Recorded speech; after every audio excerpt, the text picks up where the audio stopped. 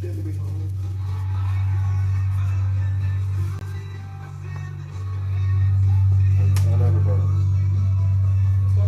been here before?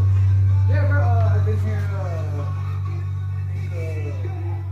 I'll bet like 2 years ago. So you just got being in I actually came to the specifically beach. your shop. Chop.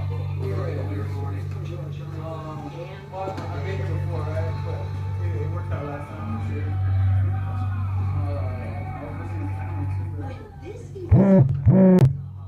Oh, you know stay? I just moved to Houston myself. Everything, shit. You ain't never been? You gotta come here. That's probably the most diverse city in all of America. It's man, it's got a good economy. Everything, all type of food, all the races are there. Beautiful women, of course. A lot of stuff to do. You got the rodeo that just passed. It's a lot of stuff. Where you from? You from here? Nah, from Rancho.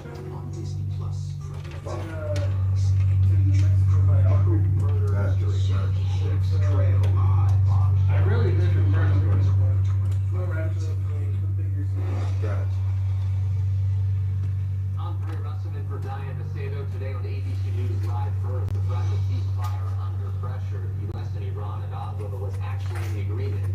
Amid conflicting reports over reopening the Strait of Hormuz. What's next for negotiations? Over the moon, the Artemis II crew is in the home stretch. Now preparing for one of the most dangerous parts of the voyage. We count down to splashdown. The case against Diddy back in court. Sean Combs is appealing his criminal conviction. How his attorneys are making the case, and what we'll hear for the first time. Sounding the AI alarm. Experts warning what could happen if Anthropic's new model gets in the wrong hands.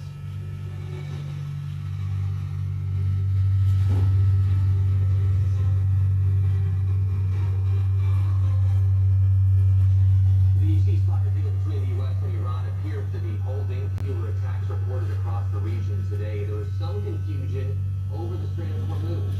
Iran insists the waterway is open and only a handful of tankers have been allowed to pass through since the ceasefire was announced. Iran and Pakistan say the agreement applies to Lebanon, which Israel is targeting with strikes, and accuses the U.S. of not keeping its part of the deal. Vice President J.D. Vance, who is expected to lead negotiations with Iran, says that was never the case. I think the Iranians thought that the ceasefire included Lebanon, and it just didn't. We never made that promise. We never indicated that was going to be the case.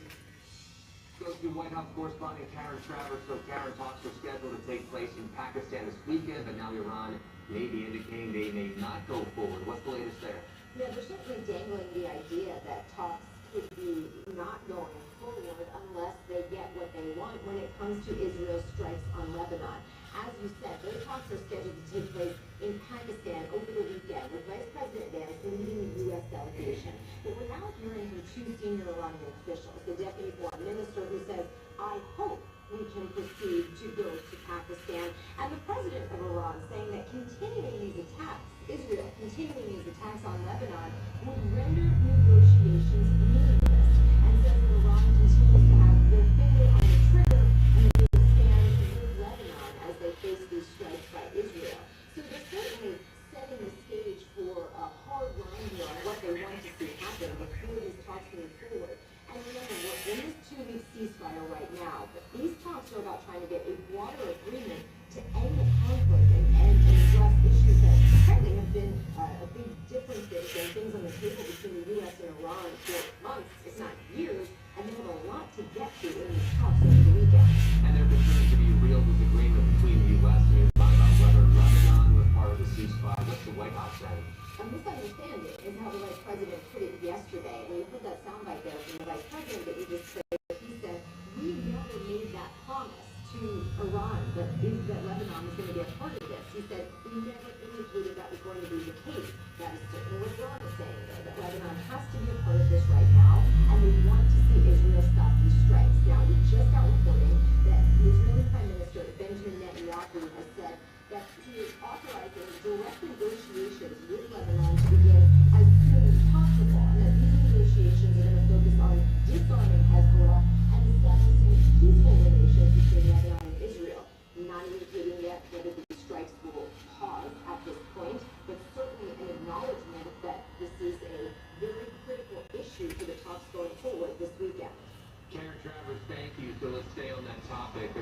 indication Israel plans to stop targeting Lebanon. Today, the Israeli army issued a new evacuation order for several neighborhoods in southern Beirut. Israeli Prime Minister Benjamin Netanyahu said today he is directing direct negotiations with Lebanon to begin as soon as possible. Let's bring in Seth Krumrick. He is a retired Army colonel and vice president of Global Guarding. Thank you for joining us, sir. So whether Lebanon was in or out of the ceasefire agreement seems like a major deal. What is your take on this confusion? Well, I think it's really a fascinating negotiation in the sense that both sides are claiming victory. They both think that they've won, which actually makes negotiations extremely difficult because you haven't won anything until the negotiations are complete and you have a peace deal hammered out. And make no mistake, ceasefires are not peace deals. Yes, we're cautiously optimistic that there's a sign of progress, but there is such a long way to go and it's such a fragile start point. I would argue it's even more fragile than the Gaza ceasefire when we were looking at this 6-7 months ago. So the so what, at least what I'm telling all of my Global Guardian clients, is this: the Gulf remains unstable. Have your go bag ready to go with money, with your medicine in it, with, frankly, your visas up to date, so that if we needed to move you right now, we're going to move you because we're a long way from finished and there's so many things that could go wrong. And specifically, it seems like Lebanon is the inflection point here. It is. You know, Lebanon is always going to be the most complex portion to solve because its borders with Israel. The Straits of Hormuz, there's a lot of international players that are going to get voted. There's a lot of different leverage you can use to negotiate the Straits. But this is extremely personal for Israel because this history of conflict and violence between Hezbollah and Israel goes back decades. And we've seen it go back to the 2006 massive amount of violence we saw all the way through the last 3 years. This is going to be very difficult if it gets lumped into the greater Iran war negotiation. And to think that we can have a peace deal in 2 weeks is just not realistic. This complicates things at scale. So, again, making the Gulf very unstable, and frankly, for anyone traveling or doing business in the region, it's going to be a very difficult environment for a long time to come. Right now, the war is 40 days old. At this point, how do you assess the positions of the U.S., Israel, and Iran? So this is a great question. It's the most fundamental question I'm asking right now. Who is stronger after these 40 days? Because when you think about how that feeds into the negotiations, it's going to really, it'll drive the approach for each one of the players. U.S., Israel, and Iran. Iran, yes, took a military beating, but there's a lot of aspects here where they think they have the upper hand. They think that they have leverage with the global economy. To a certain degree, they do. They think that they achieved their number one goal, which was to survive, which currently the regime, for the most part, is still there. The apparatus is still in place. But make no mistake, Iran is more isolated than ever from its Gulf neighbors. It still has an extremely volatile population threat that has yet to be played and come into existence post-bombing. Their infrastructure was failing before the war. They had a huge water drought before. A blistering summer is coming. So Iran is not nearly in the strong position that they think they are, or at least what they're stated. And the U.S. has to figure out, how does this work with our alliances that have taken a beating, frankly, in the last few months? How does this work at home on the domestic home street? There's a lot of other factors besides the military action that are playing into the negotiations that are going to make this extremely complex, and it's going to take time. Retired Army Colonel Seth Krumrick, thank you for your time. We appreciate it.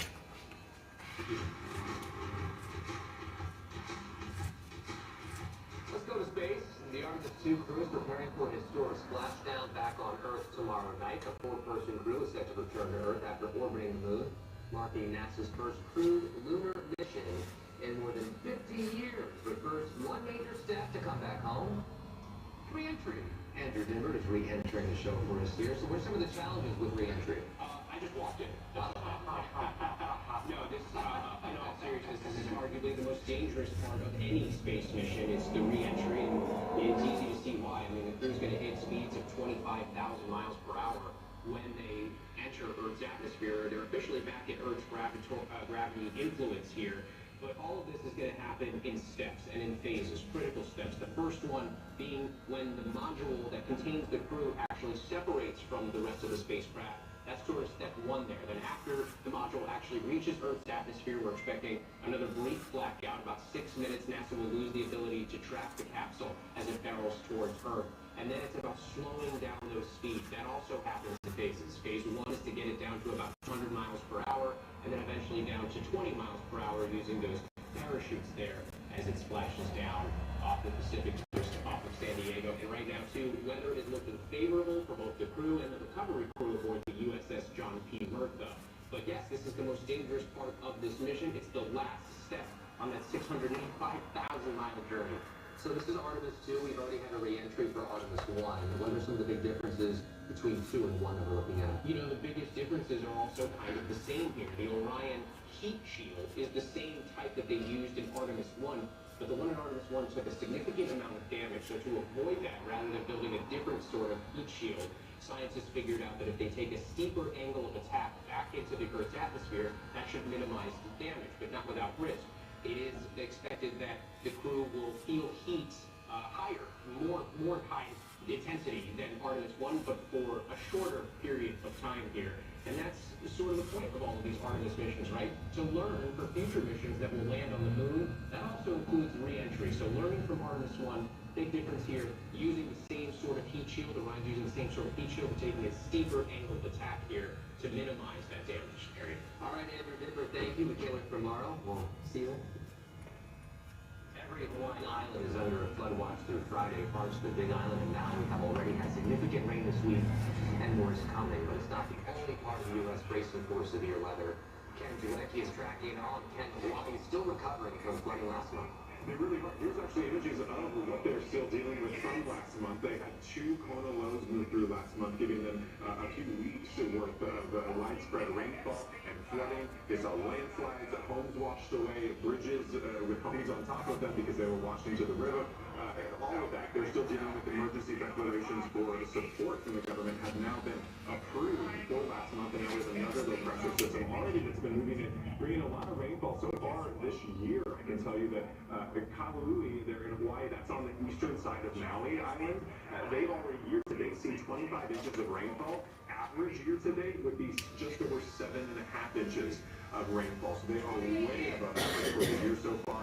And now, even though they're very saturated, so they don't need any more rain right now, they are the entire island, of course, the entire state under this flood watch because we're watching for more landslides, for significant flooding. We've already seen about 3 to 5 inches of rain across much of the island, but especially in some of these higher elevations on Maui and on the Big Island, they've seen around a foot of rainfall so far this week alone. And now, through Friday, this is when the heaviest rain is expected to hit today and tomorrow. And they're looking at 2 to 4 inches widespread across all the islands, but some of these areas, especially there, Kauai and down on the Big Island, could see a foot to a foot of total rainfall accumulation still to come this week. So a lot of flooding there.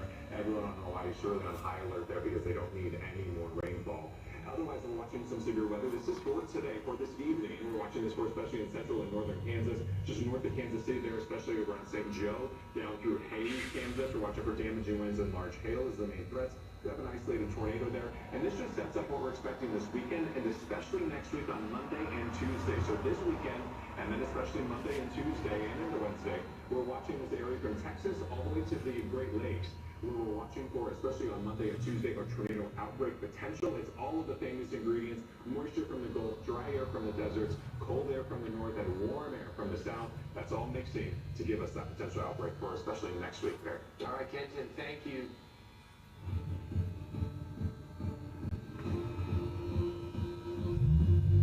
Lawyers for Sean Diddy Combs have filed a lawsuit asking a federal appeals court to overturn his conviction. Combs argues the judge imposed an overly harsh sentence considering the crimes the jury found him not guilty of.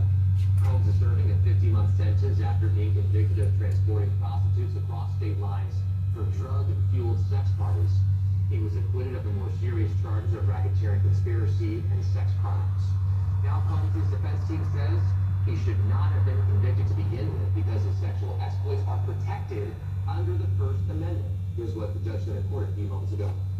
Am I correct in understanding that we have this factual finding that we had 2 women who were plied with drugs to participate in this, and one of them became an opioid addict. And so doesn't that support the reasonableness of this, putting aside the violence? ABC's Peter Harlandos and ABC News legal analyst Brian Buckmeyer are here with more. So, Peter, let's start with you. What's the latest report? Yeah, so this argument has been going on at this point for more than 2 hours. That's interesting because they originally had scheduled 10 minutes per side.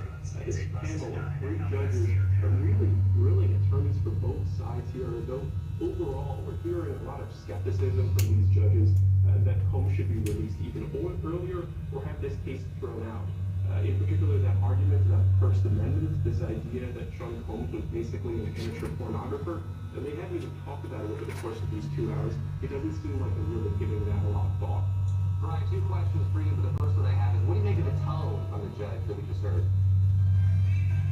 I think Peter's correct. There's somewhat skepticism there, but at least within the legal community, especially within the Second Circuit that encompasses New York, the arguments of using dismissed or acquitted facts while applying the sentences does come up a lot. So I think the judges are very interested in this case because there are so many aspects of it, from the sense of there are some facts that he admitted to, like the caffeine tape that he got in California, now infamous. There are some facts that he didn't admit to, like flying them with the drugs to make it more use freedom. So what's immediate conduct? What's acquitted conduct? What can we consider? That doesn't even very wrong in the sense of he did 15 months, and if he didn't consider this, he probably would have about the same place anyway. So it's an interesting aspect that's going to reverberate and affect many other cases, not just Sean Combs. Brian, what does the defense have to do to get an appeal here?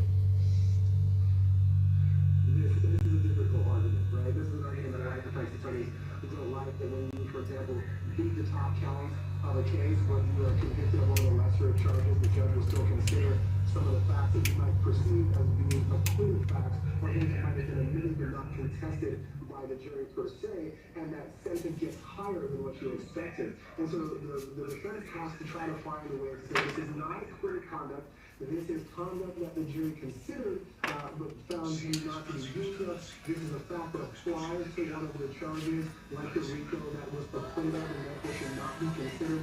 So there's a lot of legal gymnastics to get through this. As a defense attorney, I wish them all the best because it will help in my own cases. But I do think this is a very, very steep hill to climb and one that they might not successfully do. Peter, back to the studio here. What happens next in this case? Yeah, so regardless of how this appeal goes, the lawyers for Sean Combs could appeal this higher. They could ask the Supreme Court to intervene if it doesn't go their way. And regardless of the outcome, it seems like there's a possibility that Sean Combs could be released earlier than we expect. At the moment, the Bureau of Prisons has him slated to get out in about 2 years. Though that could be sped up because of the First Step Act, and if he participates in a drug rehabilitation program. Also, if the appeals court rules in his favor, it's possible they reduce his sentence and basically say he's already served enough time in prison and let him go home. Peter Harlandos, Brian Buckmeyer, thank you both. Can we get an ISO shot on that, Brian, please? Gotcha, man. I'm gonna switch my phone. Congrats, Brian. On your I know the truth. Wrap the case against Jimmy.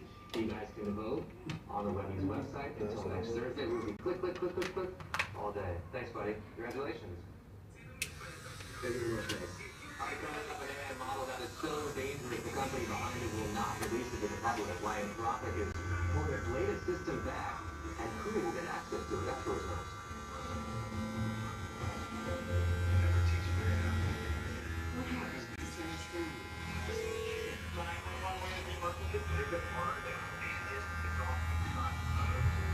People were shocked to learn that something like this could happen in the backyard. People were shocked.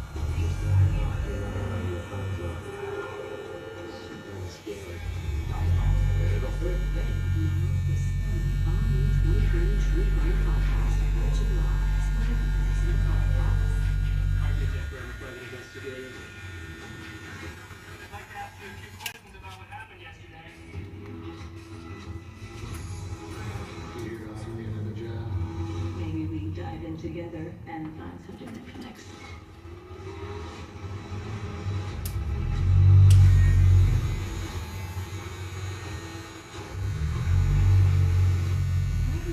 It's complicated.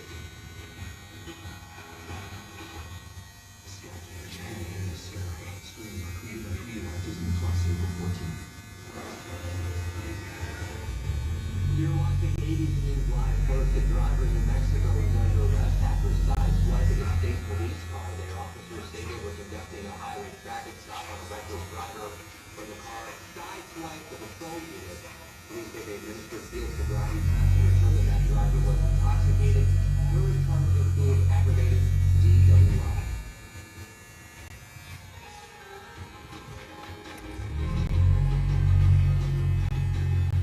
While the AI company Anthropic is withholding the release of its new Mythos model, the company says some of its AI capabilities are just too powerful. Anthropic says its Mythos preview presented unprecedented cybersecurity risks. They found thousands of vulnerabilities in every major operating system and web browsers, warning that the fallout for economy, public safety, and national security could be severe. Now it's announcing a new project to secure the world's most critical software. Axios cybersecurity reporter Sam Sager is here now for more. Sam, thank you for joining us. So, how does Mythos work, and why is Anthropic keeping it from the public? Yeah, so Mythos is Anthropic's probably most advanced cyber-capable model that they have available. It works like any other model, right? I have to imagine it's prompted, it has agents, all that fun stuff. However, it is kind of a layer on top of what we already know as the public in terms of what it is able to do in coding and also what it can do in terms of finding bugs in code. And that is the part that is really, really scary. It sounds pretty easy, it sounds pretty great. Oh my God, you can find bugs in code, but that also in the wrong hands, think an adversarial government, cyber criminal gangs, etc., can mean devastation for critical infrastructure that maybe had that one vulnerability that they just couldn't find in their thousands of systems somewhere. Anthropic is launching this project lastly with Amazon, Apple, Google, and more of the biggest tech companies to secure critical software. OpenAI is working on a similar trusted access to cyber program with its own model. How will those work? Yeah, so the idea is to do this cyber defender. So think of Google, Microsoft, CrowdStrike, Palo Alto Network, those companies that already work with Fortune 500 and thousands of other companies to secure their network. Give them a head start and give them access to these models right now so that they can go out and do the hunting of bugs that maybe they're worried that adversaries are going to do if they got their hands on these models right now. And so right now for Anthropic, Project Offline means that 12 of the leading companies, including Anthropic, have access to this model, including some of their competitors. And then also for OpenAI, they already have a trusted access program for cyber, and my understanding is that there's forthcoming cyber products that is coming that similar capabilities or similar concerns around their capabilities. They'll be doing a similar rollout where it's just trusted partners. The idea is to give them a head start so that they can kind of get ahead of whatever could be coming down the pipe if these capabilities become widely available through open source models, things like that down the line. What is the biggest concern if bad actors get their hands on these models? Yeah, I mean, senior government officials, top cybersecurity leaders, and backroom meetings with me and other reporters have been warning for at least a year now that they're concerned about something that I've been calling like the big one. Think of a cyber attack that could chain many different vulnerabilities and exploits of things that target those security flaws, to turn off the lights, to tamper with our water, to maybe even just as simple as like turn off access to an ATM in a state, right? And then think about that from a geopolitical standpoint, right? When we're talking about this and maybe if China, Iran, North Korea, Russia have access to this and they pair it with any sort of physical warfare, there are, you could be doomsday all day, the concerns multiply. And so I think the biggest concern now is that if you have a model like this that is at the tipping point of providing those abilities to very low level, like low sophisticated actors, right? It doesn't require a lot to prompt these models and say, hey, help me find a bug in this operating system that maybe previously would have taken a security researcher with decades of experience, like years to even find. We could go down this rabbit hole for eons, but there are a lot of scary things that can happen.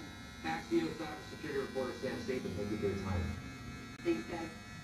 The emperor penguin and Antarctic fur seal are now endangered species. The International Union of Conservation of Nature says the emperor penguin moved from near threatened to endangered on their red list of endangered species. They also say the Arctic fur seal moved from least concern to endangered. Researchers tell ABC News climate change is to blame, and it's altering ice conditions impacting food availability for those species. All right, coming up, 4 noon. After this, including this, a softer approach for a hard problem to solve. Soft socializing. That story coming up.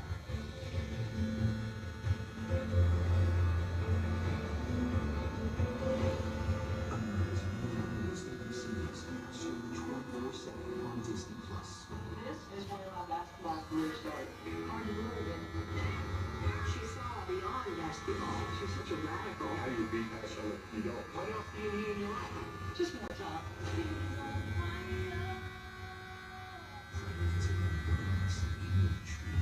True murder history. Next, the trail live. Bombshell. The greatest true crime stories. 25 minutes a night. We're watching America's #1 streaming news. Breaking new exclusives. Keep streaming with ABC News Live. More people are embracing a trend called soft socializing. It's a way to make friends by skipping the small talk and bringing people together over shared interests or activities. Louis Bergamotto for more. Making new friends can be hard, but soft socializing can make it easier. Socialization is basically choosing events to go to that have low pressure. A lot of them are activities that we love to go to, but we don't feel the pressure to socialize, especially in the traditional ways. The new trend taking the pressure off awkward first encounters by pairing meet and greets with activities, from pickleball to mahjong, book clubs, and knitting clubs. I'm very appreciative because while I went for knitting help, I keep going back because I absolutely love everyone in the group. Where Hunter Dyson, Amanda Ball, and Jean Burke developed their special friendship. It quickly became like one of my favorite groups of people because it was so low key. Like you could show up, there was no pressure. You know, when you're a mom and you work full time, you get really busy, and so it was just a really easy way to meet new people and talk. We have this really strong bond with each other. We all have the same wants of friendship and community and just a place to sit and relax and think about what's going on in the world. There's even new businesses catering to the trend, like the New York-based Happy Medium, where you can select art-based projects from a menu. If you're interested in soft socializing, Dr. Melanie Knowles says the first step is just signing up. So get over the hump, remind yourself that you do have the courage to do it, and I'm telling you, it'll be well worth it. All right, Louis Bergamotto, thank you. I'm Claire Russell, the news never stops, neither do we. Get ready to shop this afternoon. Our friends have some deals in today's Secret Savings lunch break. More news after this.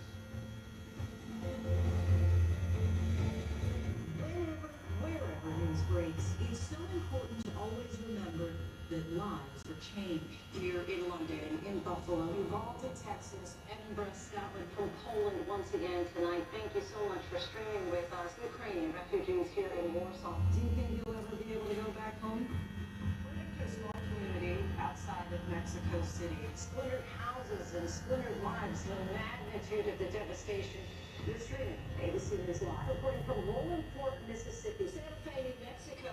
Raleigh, North Carolina. The U.S. Capitol. Mayfield, Kentucky. Minneapolis, Mexico. Tongass National Forest, Alaska.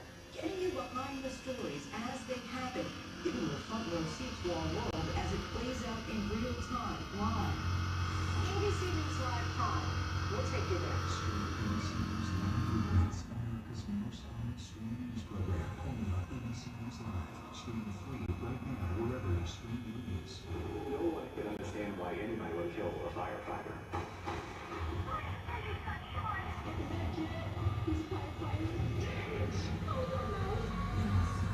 New developments tonight in the murder of a firefighter gunned down in front of his home. The one call that changed everything. This is a case of hidden motives and a shocking betrayal. One last call. The new 2020 Friday on ABC and stream on Disney Plus and Hulu. This week on GMA, just incredible how this 13-year-old boy got a life-saving kidney transplant. But the emotional donor reveal will make you stand up and cheer. See it this week only on GMA. America's #1 series. Stream 24/7 on Disney Plus. You cool. The top is cool. Yeah, my sister. Okay, like I said, I haven't been here in 2 years. But the last time I got a haircut, she said like in the Middle East is under pressure today with disagreement on the terms of the deal. It was too straight. Officially in New York Can we do is something? Thursday, You April 9th. want to create a box? That's what you saying, something like that, or you just saying more? Like, what she's saying, like it looked too flat. I don't know what she's saying. She wants like a little. Trying to figure out how you want it to look. The latest on the situation and its impact on the prices today. Here at the top. High water I would from say. Hawaii braces for more flash flood and mudslides. Just weeks after record-breaking rainfall on Friday. Yeah, let's And city's lawyers back and forth. Do you want me to come back down? Do you want me to make it so where it's even across? Even across, or do you want to do that? ABC News Live starts right now. Yeah, because last time I went, she said it was too straight. Like, it looked funky. Let's begin with your questions about whether the fragile ceasefire in the war with Iran is holding. A key sticking point at this hour is the Strait of Hormuz, where conflicting reports over how much that crucial shipping lane is actually open. Tehran insists that it is, but only a handful of vessels have been allowed to pass through since that ceasefire was announced. Another point of disagreement is whether the deal includes an end to Israel's ongoing strikes in Lebanon. Joining us for more on this is White House correspondent Sharon Travers and foreign correspondent Marcus Moore. Carol, go to you first. What do we know at this point about the peace talks scheduled to happen in the next couple days here? Yeah, they're scheduled for Islamabad, Pakistan, and the White House says Vice President Vance will be leading a U.S. delegation this next round of talks that are aimed at getting a broader agreement to end this conflict. Now, of course, we're in just 2 weeks ceasefire, and as you mentioned, the Strait of Hormuz reopening was a key demand, a key condition set by President Trump for this ceasefire. But this other sticking point is potentially a complicating factor ahead of the Saturday talks in Pakistan. Iran says that Lebanon was meant to be part of this ceasefire. The White House says that is not true, that there was a misunderstanding on the part of the Iranians and that was not part of this discussion and not part of the equation. But we're hearing some really tough talk and some almost hard lines now by the Iranians who have said that they hope that they can proceed to Pakistan and also that continuing the attacks, Israelis continuing these attacks on Lebanon could render these negotiations meaningless.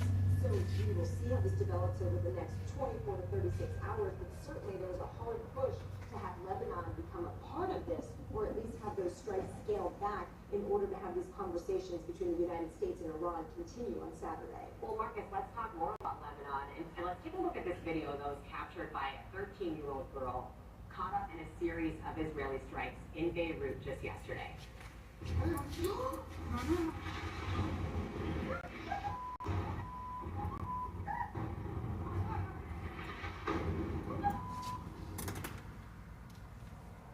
You can hear the panic in her voice there, Marcus. What do we know about what is actually happening on the ground there? I know you spent some time reporting from Lebanon. Yeah, well, when you look at that video, Elizabeth, you do get a real sense of how innocent civilians are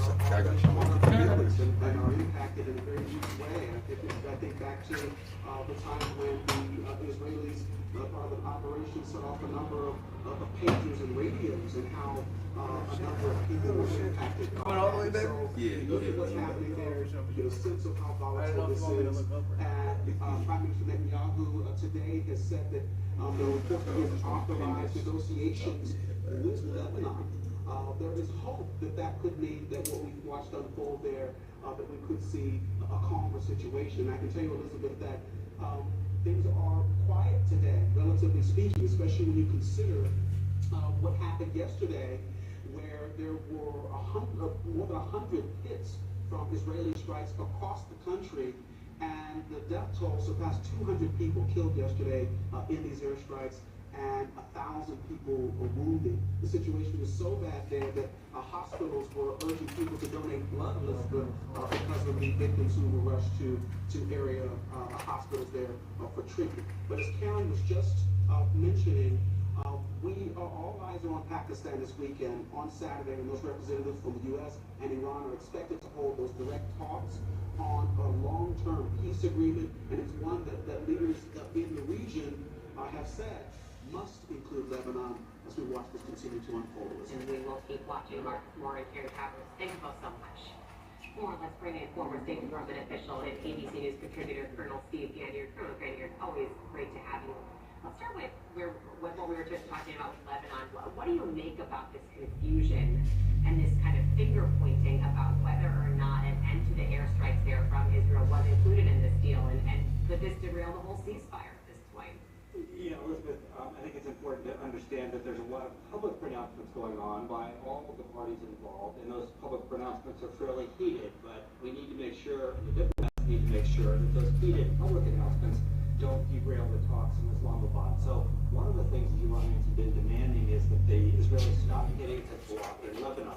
Interestingly, as Marcus just noted, Netanyahu just authorized discussions between the government of Lebanon, which notionally should control Hezbollah, the country, and Israel. So this gives Israel sort of an off-ramp to be able to say, okay, we'll throttle back while those discussions go on. Also, as Marcus noticed, there were 100 strikes inside Lebanon yesterday within a matter of a few minutes. That sure seems like the Israelis were trying to get the last clicks in. So I think there's positive news there. There's not a lot of positive news these days, but I think we see some green shoots there of optimism in terms of Lebanon and resolving the bomb of Hezbollah. On that same note of mixed messages, at least publicly, curious what you make, Colonel Gaynor, of this messaging over the Strait of Hormuz. What do we think or know is actually happening there when it comes to shipping, especially those oil tankers that need to cross the crossing? Yeah, so again, another question of, are we seeing some green shoots of optimism there? So yesterday, the Iranians said no ships can go through. Today, they say 15 ships can go through. We've also seen that they've moved the lanes going through the Strait of Hormuz. Now, normally those lanes are very narrow, about 2 miles wide, and they're just at the top of Oman. It's a very southern part of the Strait of Hormuz that you see there. Up at the top is Bandar Abbas, the major city, port city in Iran.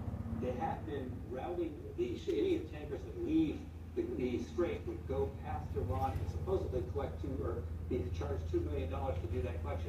The Iranians, we've seen that they've moved that lane a little bit farther south. They say things are open.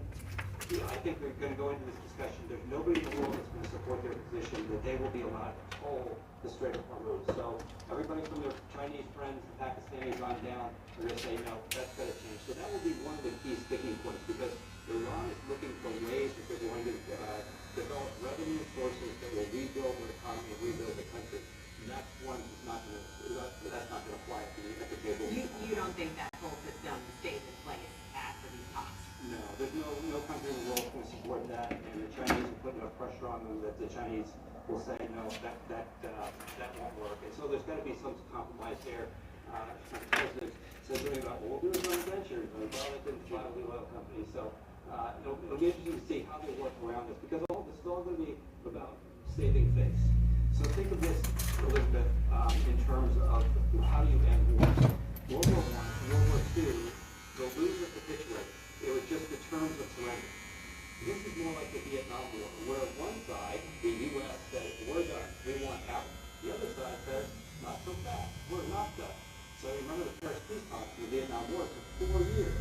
Now, hopefully this isn't going to take 4 years, but the whole point here is that you have one side, the U.S., that wants out now, and the other side, Iran, at least notionally says, we want to stick in it and we're not done yet. Great reminder. It's been more difficult for the White House to kind of pull out something when it is in the middle of a war. Colonel Steve Gannon, thank you so much. As we wait to see how the ceasefire plays out, stocks are up again today after the Dow posted its best session in about a year. A barrel of oil now up at about $102. That is up from yesterday, 8%. The average price of a gallon of gas now $4.16 according to Gas Buddy. It's up $1.22 since the start of the war. And according to Gas Buddy, 8 states saw all-time highs for diesel prices just yesterday. So let's bring in the head of Gas Buddy, Patrick DeHaan, for more on what happens next year. Patrick, so look, we're looking at this oil move. These moves higher in oil. We had a big jump lower, a big drop lower, and now we're back up. So how are you looking at this picture with gas prices? And what should people be thinking? Wondering as they're thinking, is it a good time to fill up, or should I wait a little bit here? And that advice is all over the map. I saw a 25-cent drop in my own station here in Southwest Florida overnight, so that certainly was nice to see. But to your point, that may be fairly short-lived as oil prices now are bouncing back up. And all of this is really going to be contingent on whether or not ships are able to transit through the Strait of Hormuz and to what degree.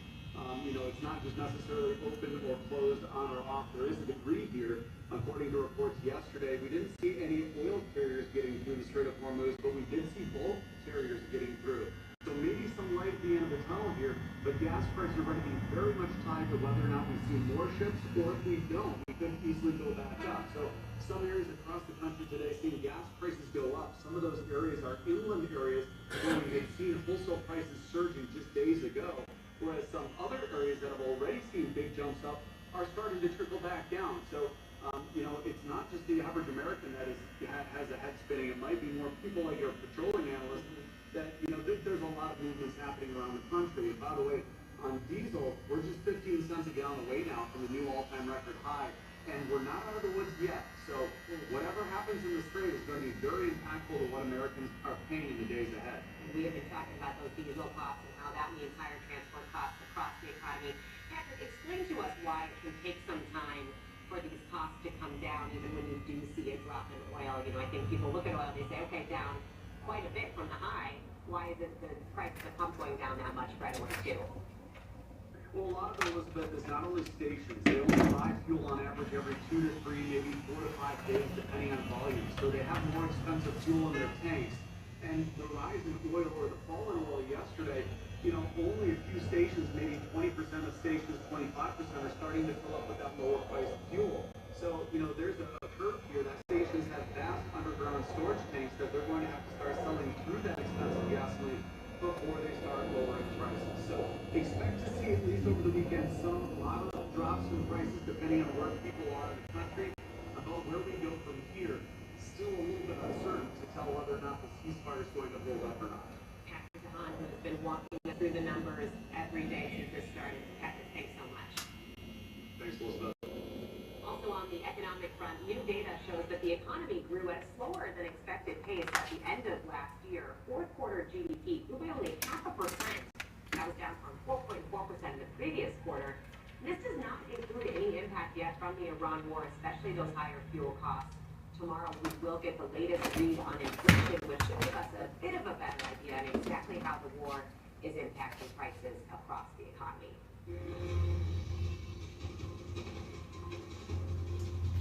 Well, all Hawaiian islands are under alert for flash floods. These live images now from rainy Honolulu. These are courtesy of EarthCam.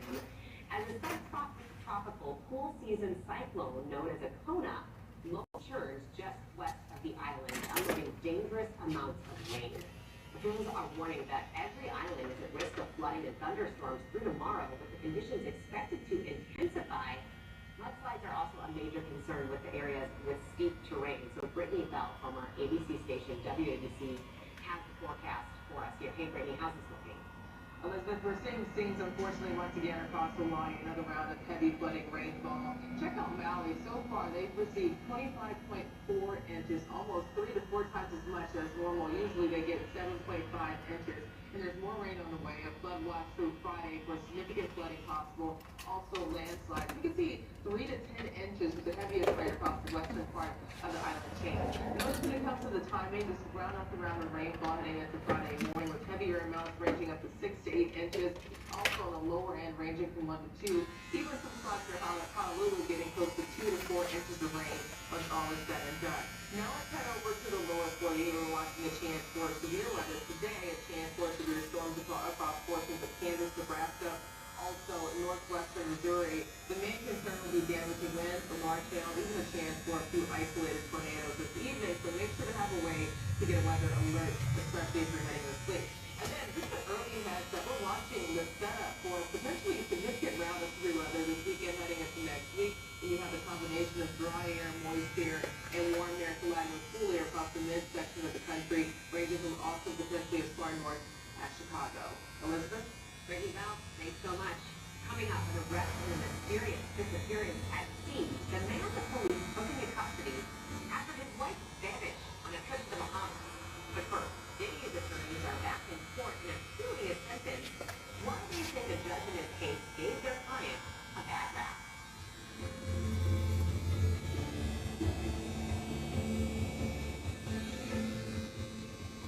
This is what you need to know. We'll take you straight to where news is happening. We'll give you what you need to know all in under 10 minutes. every day, only on Disney Plus. We'll take you to Paris, Egypt, India, Doha, Ukraine. Tokyo, Scotland, inside the White House and Capitol Hill, on the red carpet at the Oscars. Whatever news is breaking anywhere in the world, we'll take you right there. The top stories, the latest headlines, the viral moments, what everyone's talking about. What you need to know, all in under 10 minutes. New episodes streaming every day. Only on Disney Plus. Is there anything about that summer when good nothing? This is where my basketball career started. Hard to believe it. He had to work a lot harder. I don't know responsibility. She was 18. Pat put it out there that women can do whatever they want to do. She was such a radical. She saw beyond basketball. How do you be nice when you don't? What else do you need now? Just more top. To Sarah Stern. 911, where is the emergency? There's a car that landed. It's off the side of the road. People were shocked to learn that something like this could happen in their backyard. They didn't know what to think. It was a complete shock. You just never know. You never know who your friends are. It's kind of scary. I thought the whole thing. Now, the stunning all-new 2020 True Crime Podcast, Richard Lives, wherever you listen to podcasts. We were the chosen ones.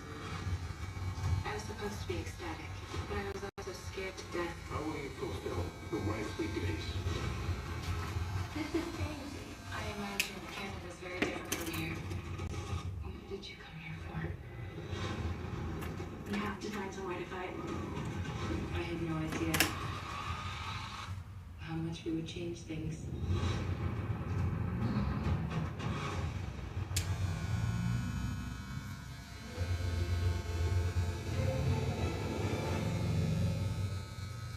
UK authorities say they rescued more than 250 dogs living inside one home. The animal rights group RSPCA says the numbers and living conditions of the poodle cross dogs had rapidly grown out of control amid extenuating family circumstances. This picture from the living room is so jarring that officials had to confirm that it is not AI generated. The animal welfare charity says this is the staggering reality of what can happen when even well-meaning owners become overwhelmed.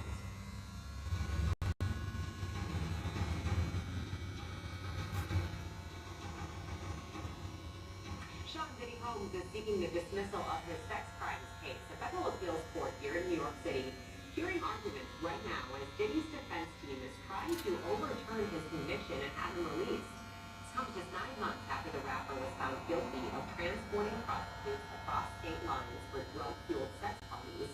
He was acquitted of the more serious charges of racketeering, conspiracy, and sex trafficking.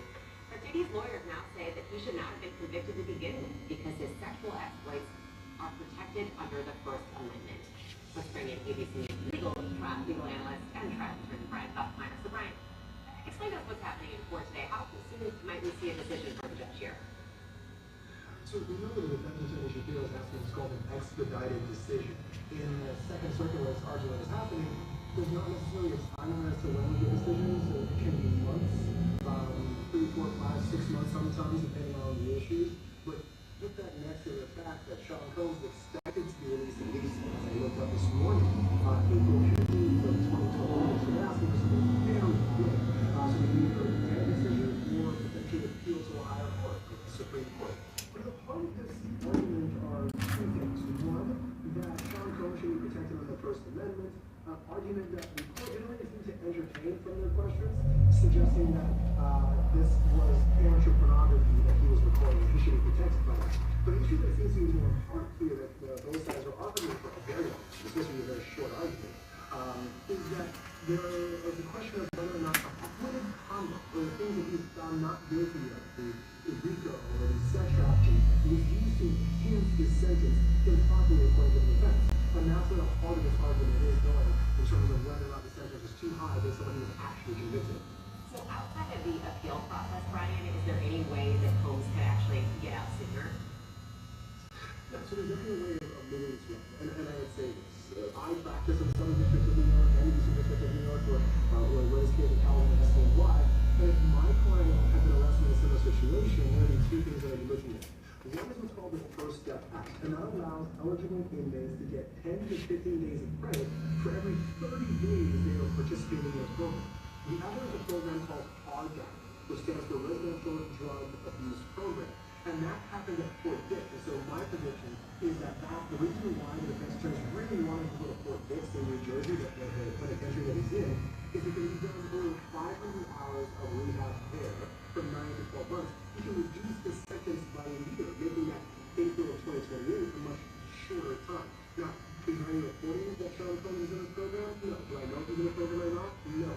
But I can imagine based on the push to get into Fort Dix and the attorneys that represent him, that he's probably in a program and trying to work himself into a lesser prison time. That's fascinating. And just if the court, if the court did ultimately agree to these lawyers, is there a world you envision, right, where he could then sue for the prosecution that he's faced, so he could sue for malicious prosecution? It's a world I really dream about. If I can beat a case and I can then also have a civil case against the state or federal government, but that unfortunately is not a world we live in. Malicious prosecution often happens when you're arguing that there was no probable cause to prosecute a person. And with Sean Combs' case, he's not arguing that there was no probable cause to prosecute it. What he's saying is that the judge's application of the law was improper as it applied to the First Amendment right, this being just amateur pornography as the defense attorneys are arguing, or that the judge improperly calculated what the sentence should be, and it should be much less than the 50 months that he's been given. But hey, I'll keep dreaming and praying that we can win the prosecution cases after the close. I know you will. Not that you need more work, Brian Buckmeyer, following every twist and turn of this case. Thank you so much. Coming up, the latest on the disappearance at sea in the Bahamas. Who police just arrested in that case? Plus, bag check price bump. Which airline just started charging travelers even more on their luggage?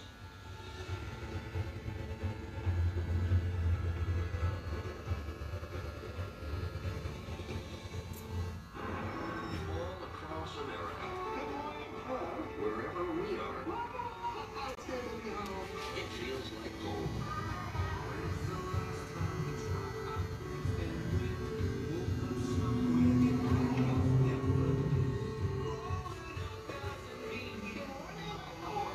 At the start of the day, letting us into your home, putting the good in your morning. Man, it's good to be home.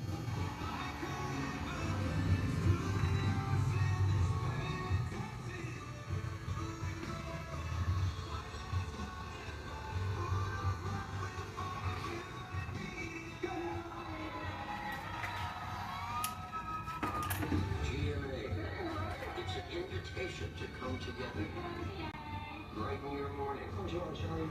And the day.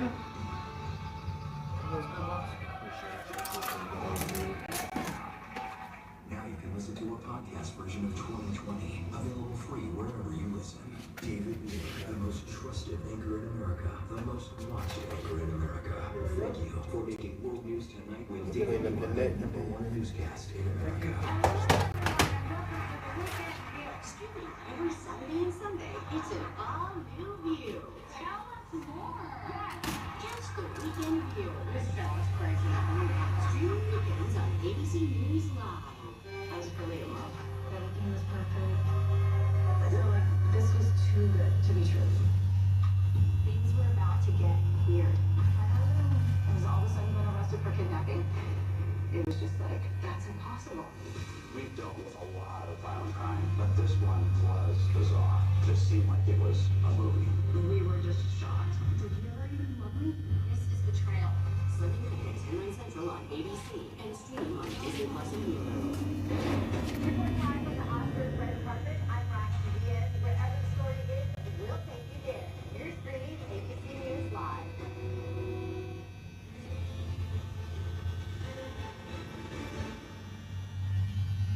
Thanks so much for streaming with us. Here are some other top headlines that we're following this hour. The husband of an American woman reported missing in the Bahamas has been arrested. Ryan Hooker told local authorities that bad weather caused his wife, Lynette, to fall overboard from the dinghy that the couple was using to travel to their yacht on Saturday night. He says he then sailed back to shore alone and alerted locals who contacted the police. Hooker was arrested yesterday, and his lawyers say that he denies any wrongdoing. Well, starting today, they'll cost you more to check your bags on American Airlines flights. Travelers on domestic and short-haul international flights will pay an additional $10 each for their first and second check bags and an extra $50 ABC for their third. Of course they are. High price on the travel industry grapples with skyrocketing fuel costs tied to war with Iran. And in Mexico, a worker is rescued after being trapped in a collapsed mine for 14 days. That collapse happened back on March 25th, trapping 4 miners inside as 21 others escaped. He's the second trapped worker to be rescued. One other has been confirmed dead, and the last man remains missing. Rescue workers say that the man was stabilized by paramedics and airlifted to a nearby hospital. The news never stops. You can find us anywhere you stream live news. And if you're on the go, we're on the ABC News app and abcnews.com too. I'm Elizabeth Schulze. Thank you so much for streaming with us. A lot more news up next. Stay with us.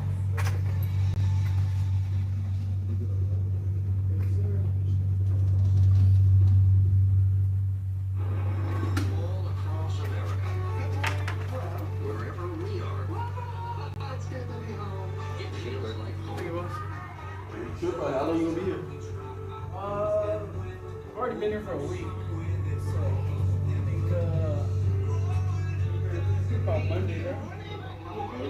Started the day, letting us into your home, putting the good in your morning. Man, it's good to be home.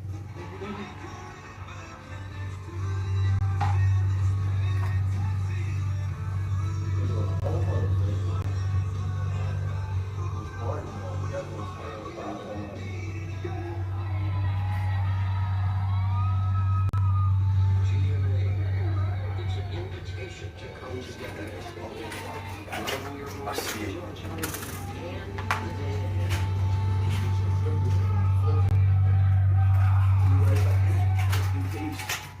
We're the chosen ones. I was supposed to be ecstatic, but I was also scared to death. How will you fulfill the wifely duties? This is Daisy. I imagine Canada's very different from here. What did you come here for? You have to find some way to fight. I have no idea how much we would change things.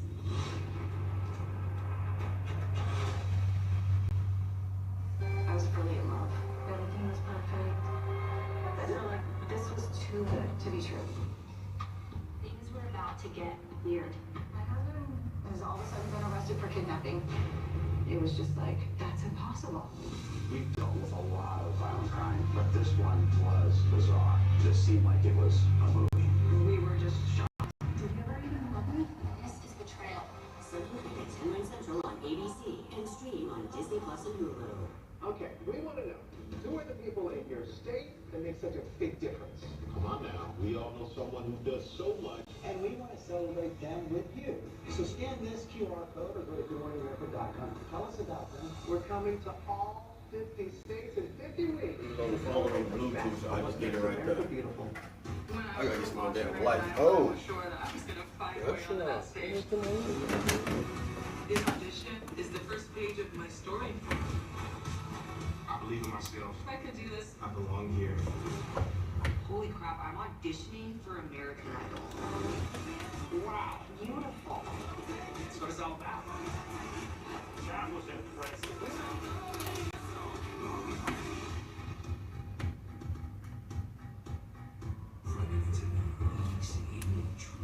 True murder mystery.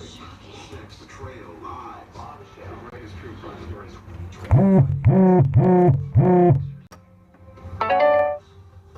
Monsters. They're coming for us. Are you scared? You should be.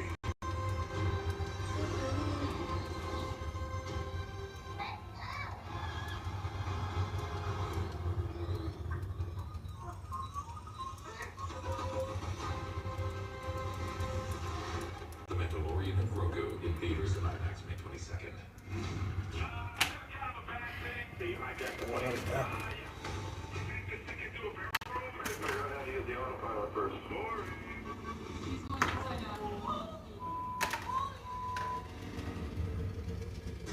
long and hard. Where did I want to spend the summer? We decided England. Whilst my staff isn't ready for the royal family, I did invite royalty of another kind. You got to find the Bachelor Nation. Italian, love overboard. This is like the White Lotus of reality stars.